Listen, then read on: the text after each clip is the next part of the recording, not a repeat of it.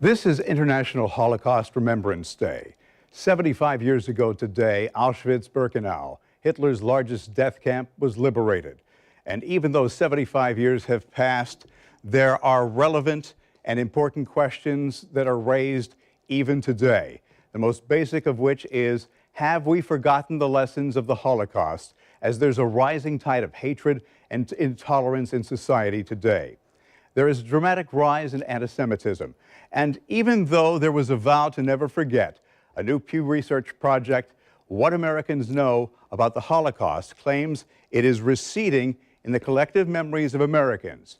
55% of those surveyed, when asked how many Jews were killed by the Nazis, didn't know the correct answer.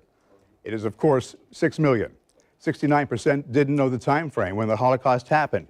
It was between 1930 and 1950. And there were those who claimed that the Holocaust never happened, or who claim it was invented or exaggerated by Jews as a plot to advance Jewish interests.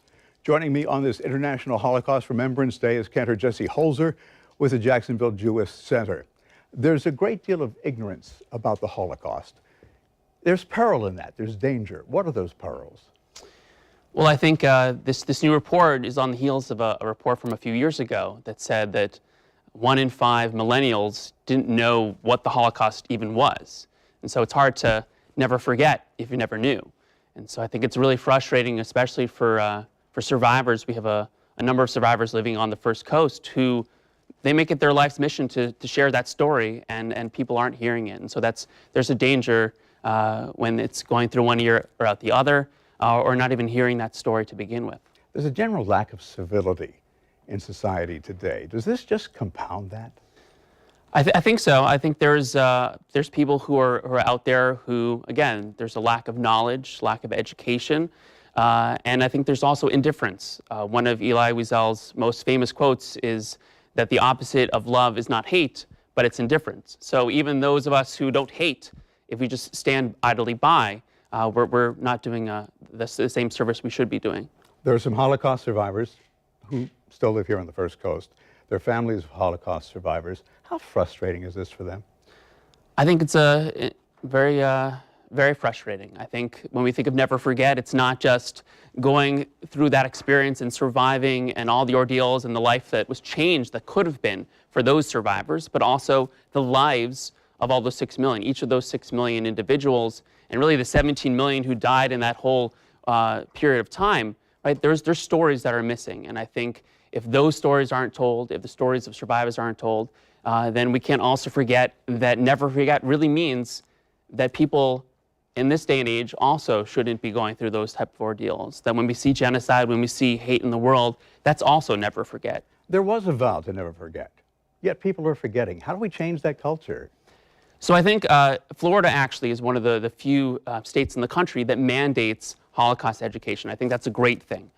But I think there's also always that follow-up that needs to take place, right? So there's that follow-up in the schools, there's follow-up at home, and in my case, there's follow-up in the faith-based community, in churches, in synagogues, in mosques, that we share that information, and we also go to the second step, which is the why. Why does this matter? We can learn a lot in school and not really have that why. And so the why is that, again, to make sure that that doesn't happen again. And to the Holocaust deniers, to the people who are dogmatic, to the people who are closed-minded, how do you get to them? So I think the first thing, again, is education. So you can always read up on the Holocaust. We have a beautiful exhibit here at JFCS in town. There's the Frisch Family Memorial Gallery that has a great display on explaining the Holocaust.